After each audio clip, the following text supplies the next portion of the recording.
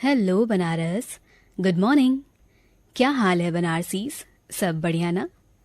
बनारस, चलिए आज खुद से एक सवाल करते हैं। What is happiness? खुशी क्या है? ये जो हम कभी खुद को किसी के सामने ऐसा दिखाने की कोशिश करते हैं जैसा कि हम अपनी नॉर्मल लाइफ में होते ही नहीं। क्या ये जरूरी है कि हम सबके लिए अच्छा ही सोचें? और शायद हम इसलिए भी ऐसा करते हैं ताकि सामने वाले के दिल या उसकी जिंदगी में हमें जगह मिल जाए। अक्सर हम दूसरों को खुश करने के लिए न चाहते हुए भी दूसरों की हाँ में हाँ मिलाते हैं और उनकी खुशियों के लिए खुद की खुशी को बलि चढ़ा देते हैं। क्या ये जरूरी है कि हम अपनी लाइफ में हर किसी को खुश रखें? भाई, टेम्पररी खुशी तो हम दे सकते हैं। फॉर एग्जाम्पल, आपकी मदर हैं, उनको एक पर्टिकुलर तरीके की साड़ी बहुत पसंद है। आपने उन्हें वो साड़ी गिफ्ट की और वो खुश हो गई कि भाई वाह। पर जैसे ही उनकी थिंकिंग से आपकी थिंकिंग मैच नहीं हुई, जैसे ही आप कुछ ऐसा करना चाहोगे कि वो चाहते हैं कि आप ना करो, तो क्या होगा? भाई जाहिर सी बात है, वो नाखुश होंगे। अब यहाँ आपकी हैप्पीनेस कनेक्ट हो गई उनकी खुशी से, तो वो सैड हुए तो आप क्या खुश होंगे या दुखी? तो अब देखिए, इसमें गड़बड़ क्या होती है। जिसको हम खुशी समझ रहे हैं, वहाँ पर एक बहुत बड़ा ट्रैप है, क्योंकि हम अपनी खुशी को लिंक किससे कर रहे हैं? दूसरे की खुशी से। वो दूसरा कोई भी हो सकता है। आपके पेरेंट्स हो सकते हैं, आपका हस्बैंड वाइफ हो सकता है, आपके बच्चे हो सकते हैं। अगर उनकी खुशी से आपने अपनी खुशी को लिंक कर दिया तो क्या गड़बड़ नहीं होगी? क्योंकि वो दुखी हुए तो क्या आप जश्न मनाओगे? वहाँ पर क्या होगा? आप भी दुखी हो जाओगे।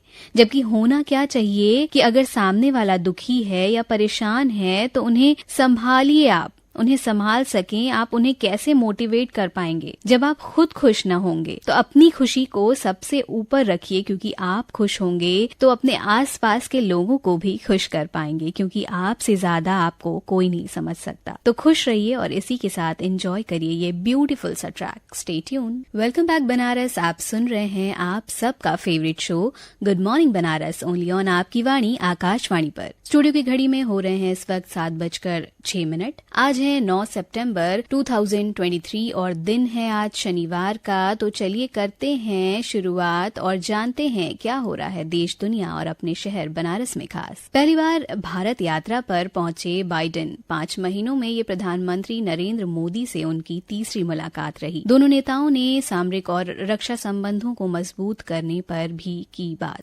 G20 शिखर सम्मेलन के लिए नई दिल्ली तैयार है। 9 से 10 सितंबर तक होने वाले G20 शिखर सम्मेलन के लिए दुनिया के दिग्गज नेताओं का जमघट भारत में शुरू हो गया है। साथ ही ब्रिटिश प्रधानमंत्री ऋषि सुनक भी दिल्ली पहुंचे और कहा कि मुझे अपने हिंदू होने पर गर्व है। ब्रिटेन के प्रधानमंत्री के रूप में अपने पूर्वजों की धरती पर आकर मुझे गौरव की अनुभूति हो रही है। प्रधानमंत्री ऋषि सुनक G20 देशों के नेताओं के सम्मेलन में भाग लेने के लिए दिल्ली आए हैं। माननीय प्रधानमंत्री नरेंद्र मोदी शनिवार को भारत मंडपम में नेताओं के लिए वर्किंग लंच की भी मेजबानी करेंगे और राष्ट्रपति द्रौपदी मुर्मू उनके लिए रात्रि भोज की मेजबानी करेंगी। बनारस में डेंगू का संक्रमण तेजी से बढ़ रहा है और बनारस में डेंगू पॉजिटिव होने वालों की संख्या अब 80 हो गई है। स्वास्थ्य विभाग की ओर से शुक्रवार को शहर के दक्षिण क्षेत्र में लार्वा सर्च अभियान चलाया गया। G20 के बाद पीएम मोदी के 1 दिवसीय काशी दौरे पर मुहर लग जाएगी। प्रशासनिक महकमे में चर्चा है कि 23 सितंबर को प्रधानमंत्री काशी आ सकते हैं। तो ये रहा देश, दुनिया और अपने शहर बनारस का हाल समाचार। और आइए अब जानते हैं आज के दिन के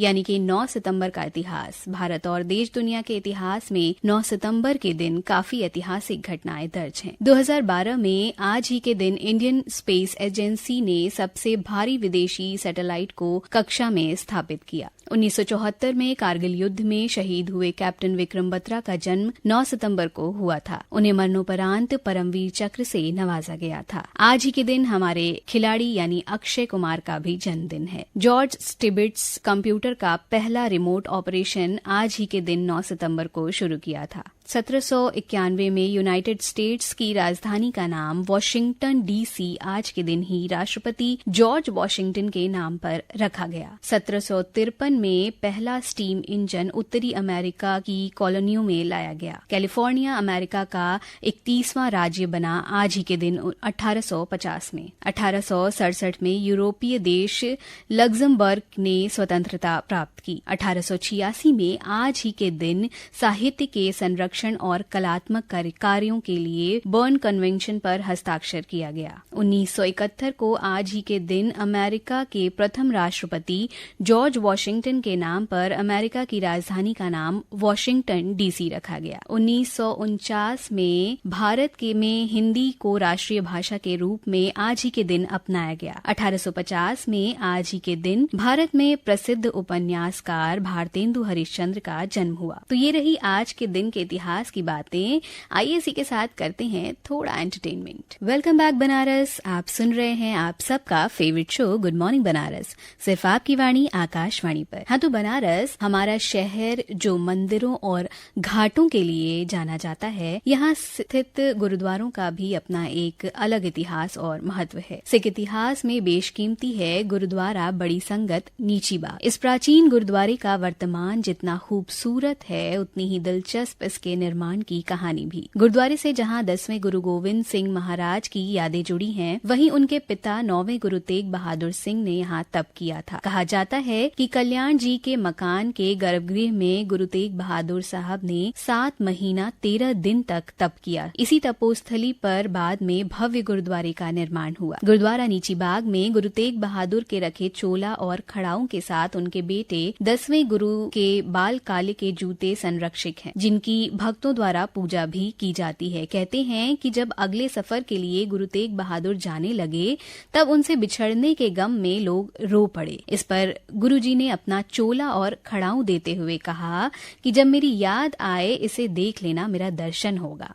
तभी से इन्हें गुरुद्वारे में शीशे में दर्शनार्थियों के लिए सजाकर रखा गया है, जहां लोग आज भी अपना शीश नवाते हैं। यह स्थान सिख धर्म के इतिहास का अहम अध्याय बना जाता है। एक दिन भोर के समय जब सदगुरु तेग बहादुर जी वस्त्र उतार कर स्नान करने लगे, तो भाई कल्याण जी ने कहा कि पातशाह जी, आज तो ग्रहण है, सब गंगा स्नान के लिए जा रहे हैं, आप कहें तो हम भी गंगा स्नान कराएं। तब गुरु तेग बहादुर जी ने घड़ी में लगी एक शिला को खोदने के लिए कहा। शिला को खोद कर उखाड़ने पर वहां से माँ गंगा के निर्मल जल की धारा निकल पड़ी। इससे वहां सभी ने स्नान किया। कहा जाता है जब घर पर आंगन में पानी भरने लगा, तो गुरुजी के आदेश के अनुसार उस पर पत्थर की शिला रख दी गई। इसके बाद माँ गंगा नीचे होती गईं। उस स्थान पर आज भी जल का स्रोत बाउली साहिब के रूप में मौजूद है। अमृत समान इस जल को लोग श्रद्धापूर्वक साथ ले जाते हैं। तो कभी नीची बाग जाना हो तो गुरुद्वारे के आगे माथा जरूर टेकना। इसके अलावा बनारस, आप अगर हमें फेसबुक और इंस्टाग्राम पे फॉलो नहीं कर रहे हैं तो जाइए और all India radio Varanasi page को फॉलो करिए। हमारे कंटेंट्स को लाइक कीजिए, शेयर कीजिए, कमेंट्स कीजिए। इसके अलावा हमारे यूट्यूब चैनल